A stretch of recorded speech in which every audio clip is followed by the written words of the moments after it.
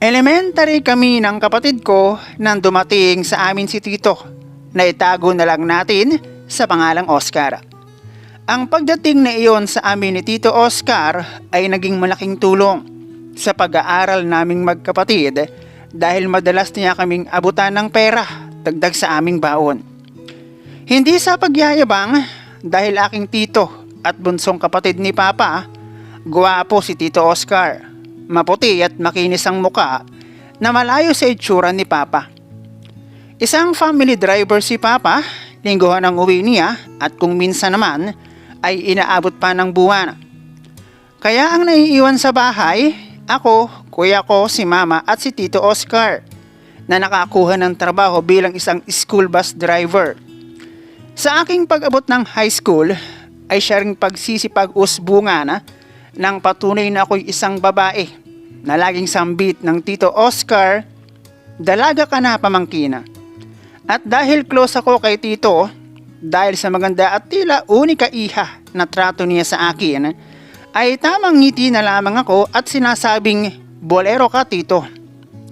Na hindi ko akalaing sa pagtagal, dahil magaan ang loob ko sa kanya, sa mga panahong nasa trabaho si Papa, at si Mama naman ay ganun din, at si Kuya ay nasa barkada, si Tito Oscar.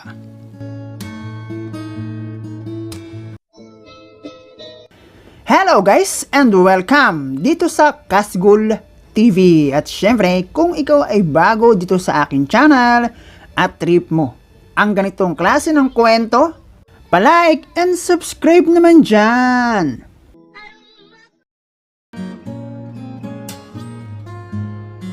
Family driver ang trabaho ni Papa na aking kinamulatan at si Mama naman ay isang house mother sa isang kilalang orphanage. Dahil doon, hindi tulad ng ibang kabataan na lumaki sa ina or sa ama, although kung minsan ay lolo at lola ang siyang aming kasama sa bahay, pero madalas ay yaya na siya na rin nagsisilbing aming kasambahay. Itago mo na lang ako sa pangalang Clara. 29 years old, may 3 anak, pero hindi kasal sa ama ng aking mga supling. At pagdating sa usaping kasal, ang bagay na iyon ay parang malabo pa sa sabaw ng pusit dahil sa aming estado ng pamumuhay sa kasalukuyan. Na klase ng aking kabataan ay hindi ko inasahang ganito ang aking magiging kapalaran bilang isang ina dahil sagana kami noong aking kabataan. Dalawa kaming magkapatid, isang lalaki ang nakatatanda sa akin, na ngayon ay tulad ko ay may sarili na ring pamilya. Gaya nga ng nasabi ko na, parehong may trabaho ang aking mga magulang noong ako ay magkaisip. At doon kami elementary, pag hindi lolo at lola ang aming kasama sa bahay, ay yaya. Dahil tuwing gabi, lamang namin nakakasama si Mama at sa buong araw ng linggo. At yun, kung wala siyang trabaho. Which is si Papa naman, kung hindi lingguhan ang uwi ay buwanan. Dahil sa klase ng kanyang hanap buhay, isang family driver. Maayos naman ang pag-aaral naming magkakapatid. Hindi kami nagkukulang lalo na noong elementary. Kumbaga, na-enjoy namin ang kabataan. Elementary kami nang dumating sa amin ang isa sa aming mga tito na si Tito Oscar, isa sa mga kapatid ni Papa at bunso sa magkakapatid. Noon lang namin nakita at nakasama si Tito Oscar na ang pagkakaalam ko pa ay magbabakasyon lamang sa amin. Gwapo si Tito Oscar at hindi ko naman sinasabing pangit si Papa. Pero kung sa itsura ang layo ni Tito kay Papa na bukod sa maputi ay makinis ang pagmumuka ni Tito Oscar. Bukod sa maluwan kami, nung nag-aaral kami ng elementary, ay nakatulong pa sa amin ng kapatid ko ang pagdating ni Tito Oscar lalo na noong magkaroon siya ng trabaho bilang school bus driver sa school kung saan kami ng kapatid ko nag-aaral. Madalas niya kaming abutan ng pera, pagkain at kung ano-ano pa. Bukod doon, masarap din siyang magluto dahil sa amin nauwi si Tito.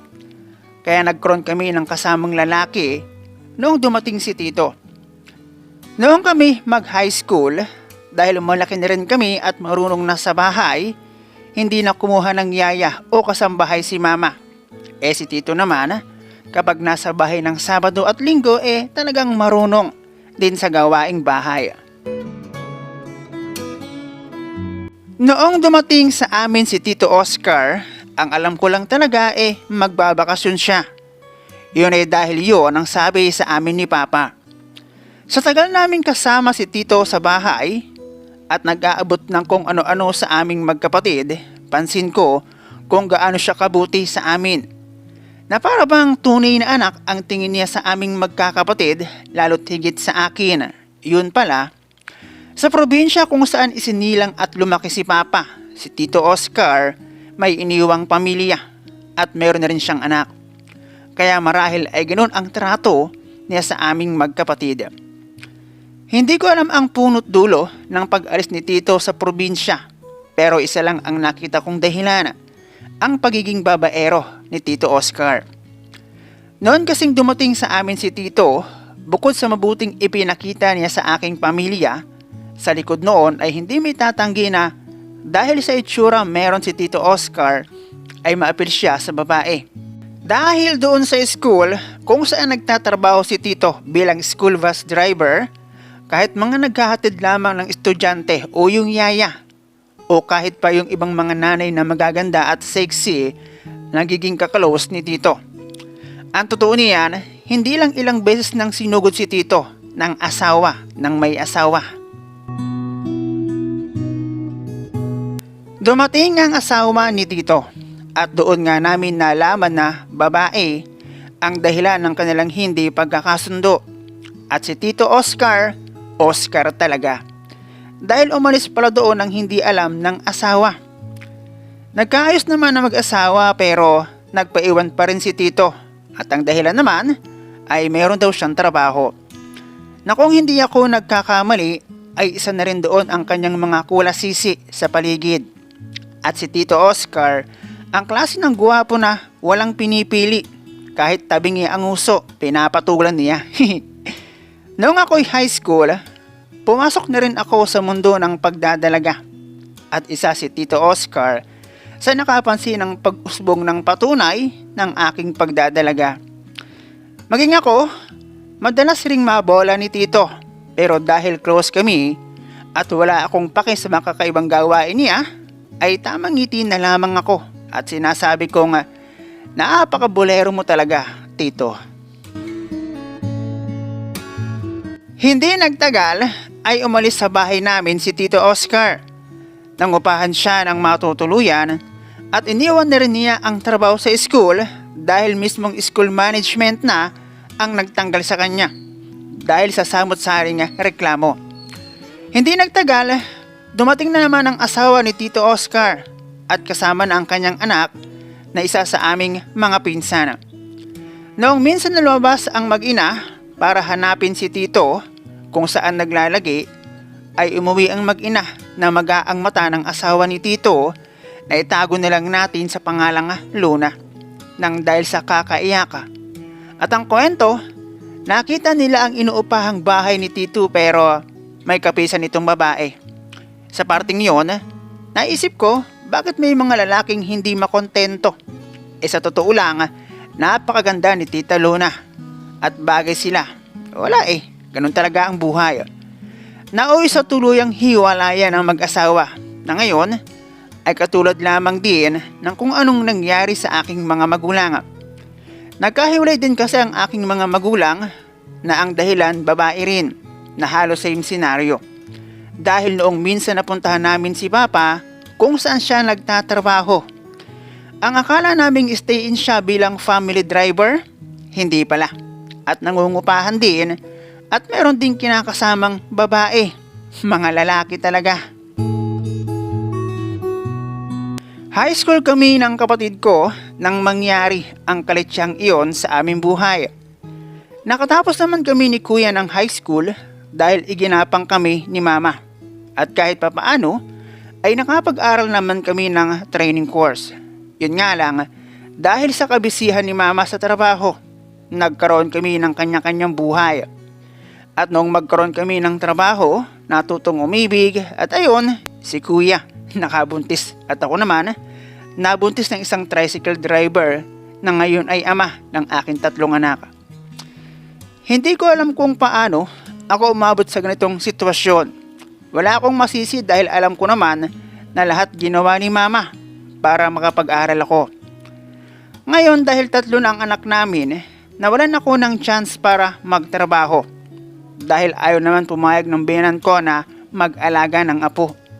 Mahirap po ang buhay. Bakit hindi mo na kami nag-isip bago magparami? Which is tama nga naman. Ang kinakasama ko naman kahit anong sipag, kapos pa rin dahil humina ang biyahe sa dami ng pampubliko nga sasakyan. Noong una akong magkaroon ng trabaho, dahil nga nagkaroon kami ng kanya-kanyang buhay, sabihin na lang natin na busy. At dahil sa may trabaho ang bawat isa sa amin, kuya ko ang unang gumawa ng kalokohan. Nang maabutan ni mama na nagsama siya ng babae sa bahay. Ayaw ni mama ng ganoon dahil ang bahay na iyon, pundar mismo ni mama. Si kuya naman noong mapagsabihan, nagtampo at sa halip na humingi ng sorry o pasensya, nangupahan hanggang sa mabalitaan ko na lang na lobo na ang tummy ng kanyang jowa. Dahil doon, ako na walang alam at walang masamang ginagawa, nagtatrabaho ng maayos ang napagbuntunan ng galit ni mama. Iisa raw kami ng pinagmanahan. Na noong mga panahong iyon, ni boyfriend nga, wala ako. Hanggang sa makapag-open ako ng hinanaing sa isang tricycle driver na matyagang naghahatid sundo sa akin pagpasok at pag-uwi ng trabaho. May edad siya ng 5 taon sa akin at ang hindi ko napag-isipan bago siya sagutin ng manligaw sa akin, kung mayroon pa ba siyang ibang alam na trabaho. Huli ko na nalamang ni elementary pala, hindi siya nakatapos. Kaya hanggang ngayon, kahit makupad pa sa pagong ang kita sa pagtatricycle, ay wala siyang magawa kundi ang magtiyaga.